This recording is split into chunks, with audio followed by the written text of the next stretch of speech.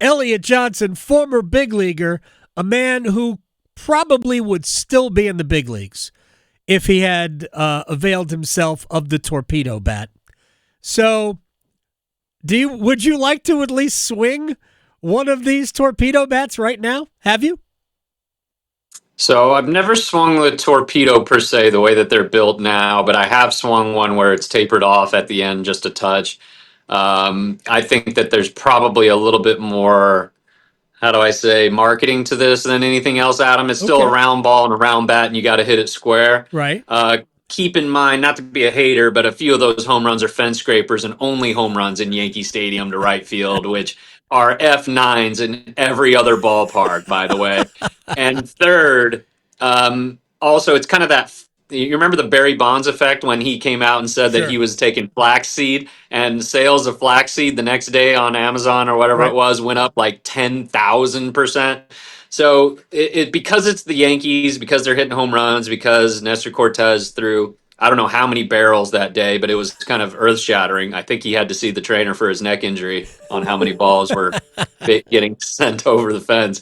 But a lot of that comes in, and of course you got the Yankee effect with everything is kind Yep. of everything gets magnified in New York. So I get it. Love Aaron Judge, happy about him. Chisholm has really surprised me. I hope Bellinger gets off to a great start, and he has. He's really good. He's still not sure if he fits in yet in pinstripes, but if Bellinger has a great year, then the Yankees are going to be really, really good. I love Wells, and Goldschmidt is a professional hitter, so them getting him from the Cardinals was brilliant as far as I'm concerned. I'm not really a Cashman fan, but he's doing a pretty good job.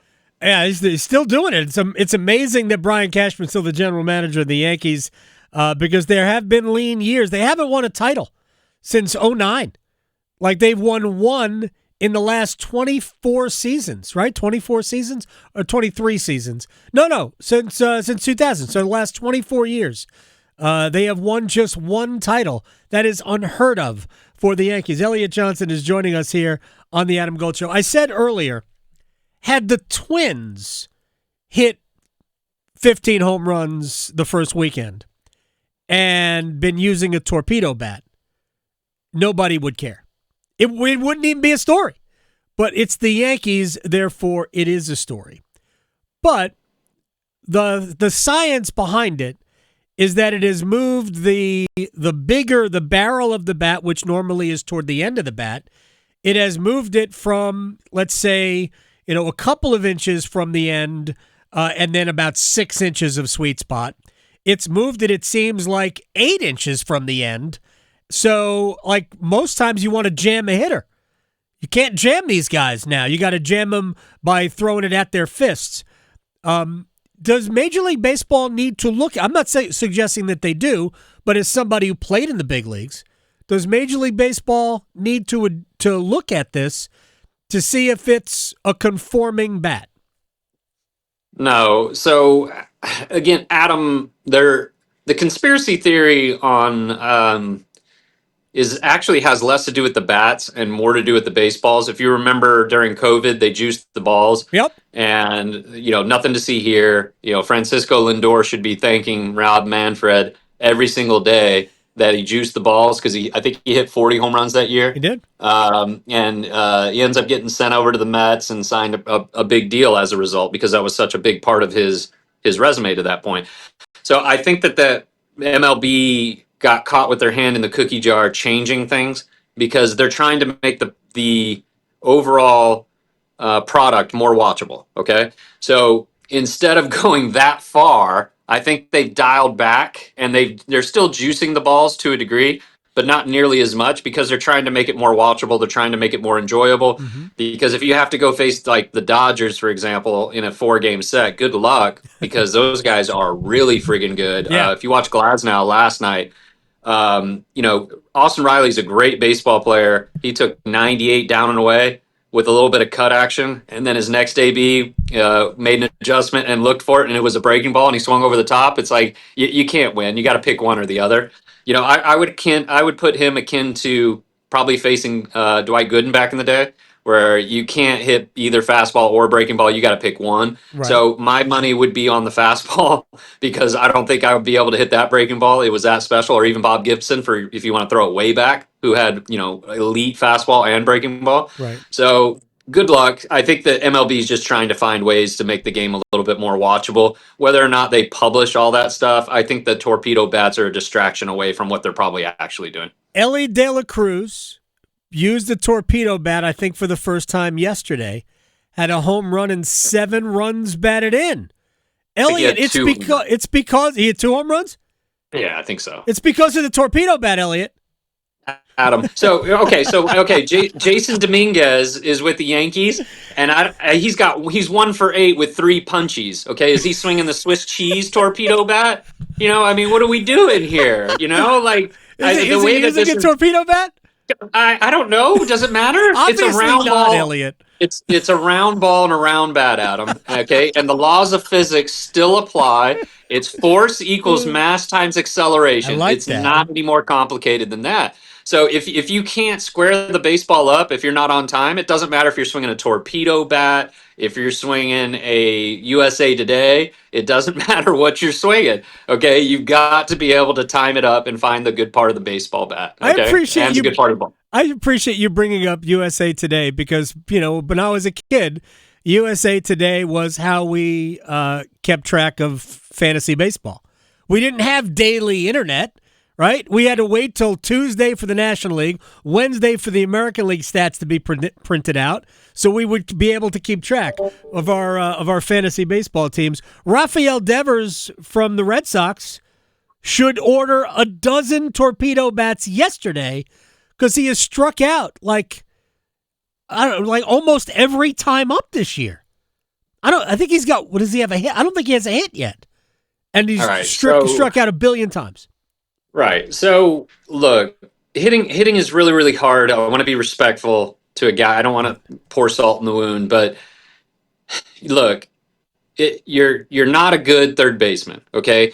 Whoever he has in his circle has to tell him the truth. Okay. Right. Look, you're not a good third baseman. Okay. You are one of the best hitters in the game. Okay. You get paid to hit. All right. And to be a good teammate and to be a good player in the league, sometimes you have to make some sacrifices. Okay. Like Bregman is one of the best baseball players in the game. Yep. Okay.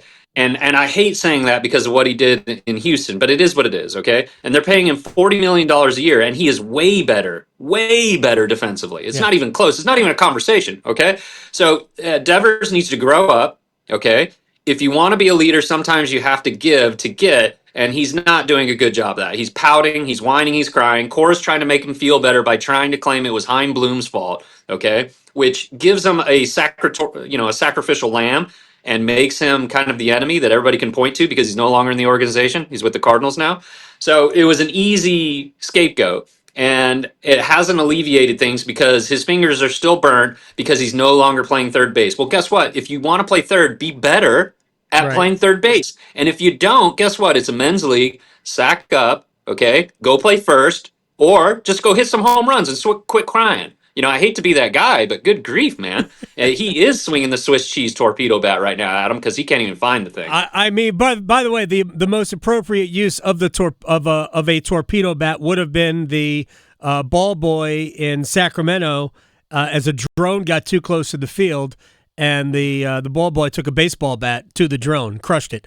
That would have been the best use of a torpedo bat. Let me ask you a question about Major League Baseball's handling of performance-enhancing drugs. And I am all on board with Major League Baseball dealing with it in a harsh way.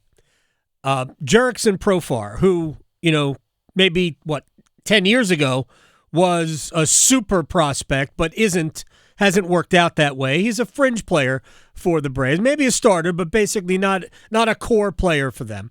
And he was suspended.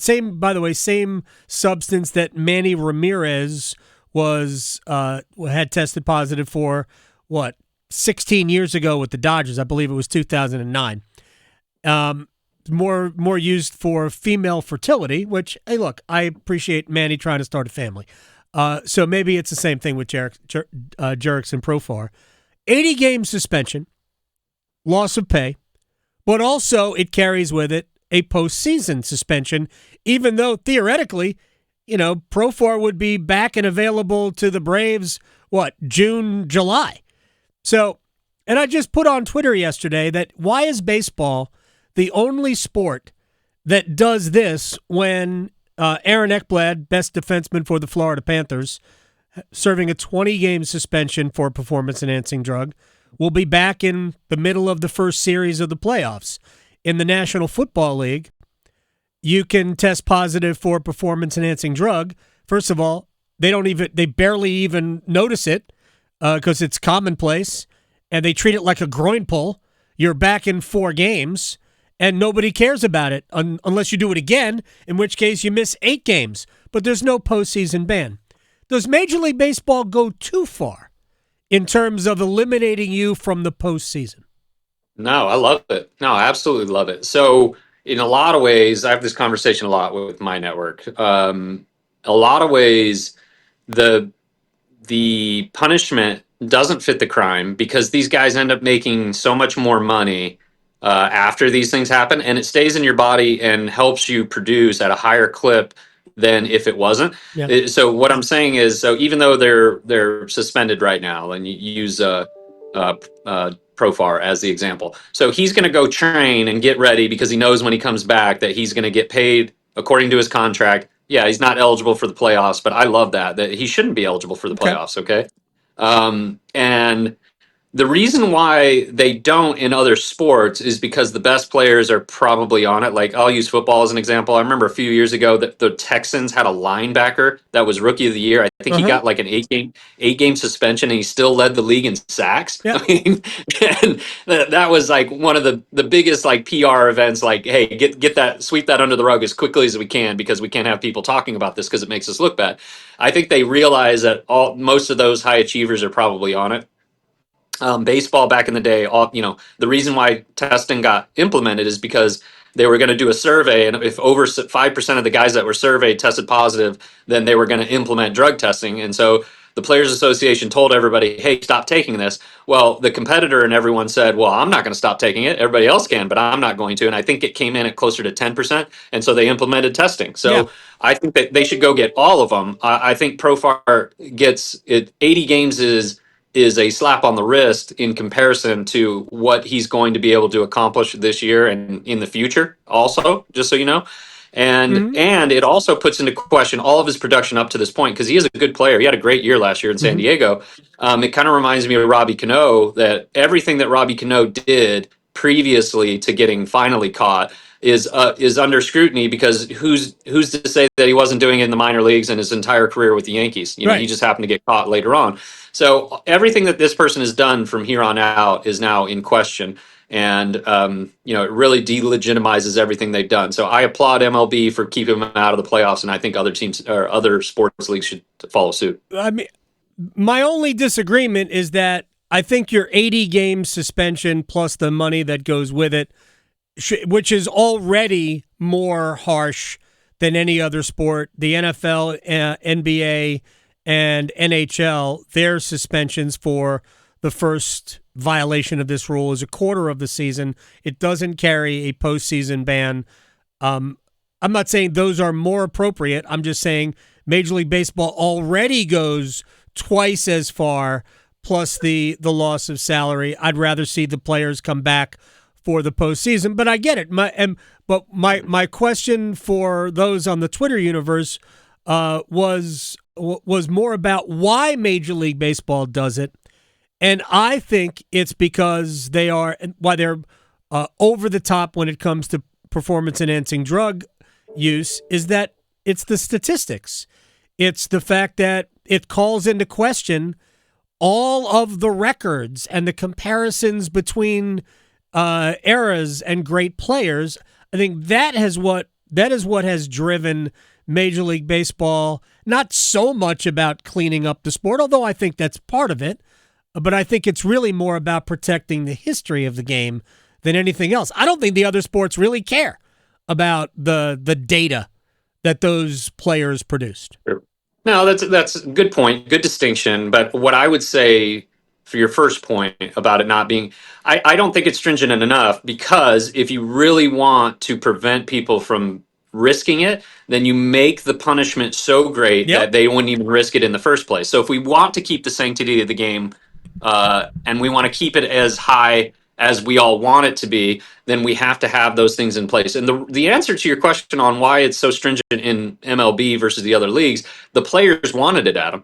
Okay, the Yep. players wanted to have the ban in the postseason. So the owners can claim that it's them. It's not. It's the players that wanted it, and the players are the reason why it got implemented. Okay, it's not the owners. The owners don't Right. get credit for this. I mean, the owners are getting the biggest windfall of all time as a result of 1998. If you remember that summer, which I'll Yep. always remember. So 1998 was the revival of the game and the revival of the sport with guys that, their biceps were larger than most people's quadriceps. Okay, and it made the game so unbelievably enjoyable, and everybody pretended, on the ownership side, like there's nothing to see here, and then they try to play this, holier than thou, that they're on the other side of it. In reality, they know they got the big benefits from it, and really it's the players that have decided to clean things up. All right, here's what's interesting, and we'll have to wrap. You're 100% right. It was the players, and I'm trying to remember the player, and I might have this wrong. It might have been Ryan Klesko. No, it wasn't Klesko. It was a White Sox player who actually suggested to his teammates that they all purposely fail the test, so it would trigger Major League Baseball to implement testing. Because if they had come in under a certain threshold, according to the negotiation, there would not be testing. But so he was like, well, why don't we purposely make sure it goes over?